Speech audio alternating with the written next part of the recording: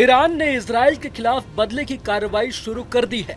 Media reports के मुताबिक Iran ने इजराइल के कई ऐसे शहरों को टारगेट बनाया है जहां पर न्यूक्लियर साइट्स हैं। कहा तो यह भी जा रहा है कि रूस की मदद से ईरान न्यूक्लियर वॉरहेड भी बना चुका है। परमाणु हथियारों से ईरान इस बार इजराइल को तबाह करने वाला है। यही नहीं, रूस और चीन से भी ईरान को परमाणु हथियार दिए जा सकते हैं। हालांकि ईरान के लिए सबसे बड़ी चुनौती इजराइल पर हमला करने के दौरान 6 देशों के गठबंधन का सामना करना है। ऐसे में ईरान इस तैयारी में जुटा है कि वो ऐसे हथियारों का इस्तेमाल करे जो इन देशों के डिफेंस सिस्टम को भेद सके। मीडिया रिपोर्ट्स के मुताबिक रूस इजराइल पर संभावित हमले के लिए ईरान को उन्नत हथियार और एयर डिफेंस सिस्टम मुहैया करवा सकता है। ये खबर न केवल चौंकाने वाली है बल्कि अंतर्राष्ट्रीय राजनीति में बड़े बदलाव का संकेत भी देती है। जिन हथियारों के डर से अमेरिका और नाटो देश यूक्रेन को लॉन्ग रेंज हथियार देने से कतराते हैं, उन्हीं हथियारों से अरब विनाश की डरावनी कहानी की शुरुआत हो सकती है। दूसरी तरफ इजराइल के साथ बढ़ते तनाव के बीच ईरान ने इस्लामिक सहयोग संगठन यानी OIC की एक आपातकालीन बैठक बुला ली है, जहां वे अरब देशों पर इजराइल के खिलाफ प्रतिबंध लगाने के लिए दबाव डालने की कोशिश कर सकता है। हालांकि कई खाड़ी नेताओं ने इजराइल की कार्रवाई की निंदा भी की है, लेकिन उन्होंने ईरान से भी संयम बरतने को कहा है। बता दें कि यह बैठक 7 अगस्त को सऊदी अरब के जेद्दा स्थित OIC मुख्यालय में हो सकती है। ये संभव है कि इजराइल पर ईरान का जवाबी हमला OIC बैठक के परिणाम के बाद ही तय होगा। बता दें कि OIC यानी इस्लामिक सहयोग संगठन मुस्लिम देशों का प्रतिनिधित्व करने वाला एक संगठन है।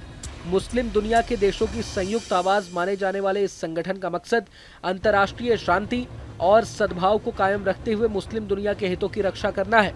मुस्लिम देशों के इस संगठन की स्थापना 1969 में हुई थी।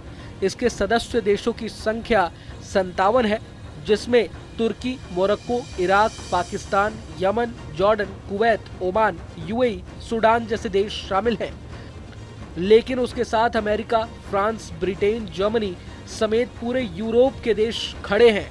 ऑस्ट्रेलिया भी उसके साथ है। इन तमाम देशों के अलावा इजराइल के PM बेंजामिन नेतन्याहू ईरान के खिलाफ मिडिल ईस्ट में शिया मुस्लिम देशों का एक अब्राहम अलायंस बनाने की कोशिश में भी जुटे हुए हैं। दरअसल जब डोनाल्ड ट्रंप अमेरिका के राष्ट्रपति थे, तब इजराइल ने अरब देशों के साथ अब्राहम समझौता किया था। इस समझौते के तहत इजराइल ने UAE, सऊदी अरब, बहरीन, सूडान और मोरक्को के साथ औपचारिक संबंध स्थापित किए थे। इन देशों ने इजराइल की संप्रभुता को मान्यता भी दी थी ताकि पूर्ण राजनयिक संबंध स्थापित हो सके। समझौते के बदले में अरब देशों को अमेरिका की ओर से कई छूट मिली थी। 14 अप्रैल को जब ईरान ने इजराइल पर कई मिसाइल और ड्रोन दागे थे, इस हमले को रोकने के लिए अमेरिका और इजराइल के दूसरे सहयोगी देशों ने एक दूसरे की मदद की थी। इजराइल चाहता है कि फिलहाल किसी भी संभावित हमले के दौरान उसे पहले की ही तरह मदद मिलती रहे। हालांकि ईरान भी इस नंबर गेम में पीछे नहीं है।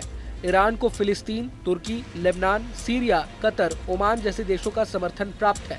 साथ ही साथ ईरान ने हिजबुल्लाह, हूती विद्रोही, हमास और फिलिस्तीनी इस्लामिक जिहाद जैसे समूहों को मिलाकर एक्सिस ऑफ रेजिस्टेंस बना रखा है। हिजबुल्लाह एक्सिस ऑफ रेजिस्टेंस का सबसे शक्तिशाली संगठन माना जाता है, जिसमें करीब 1 लाख लड़ाके शामिल हैं। बहरहाल इन सब का मिडिल ईस्ट पर कितना प्रभाव पड़ेगा, ये तो वक्त ही बताएगा।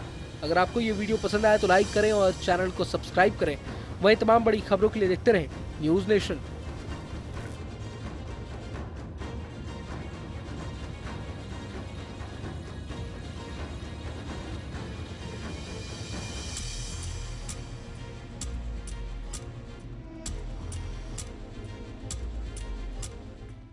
न्यूज नेशन अब व्हाट्सएप पर खबरों के ताजा अपडेट के लिए न्यूज नेशन के इस QR कोड को स्कैन करें।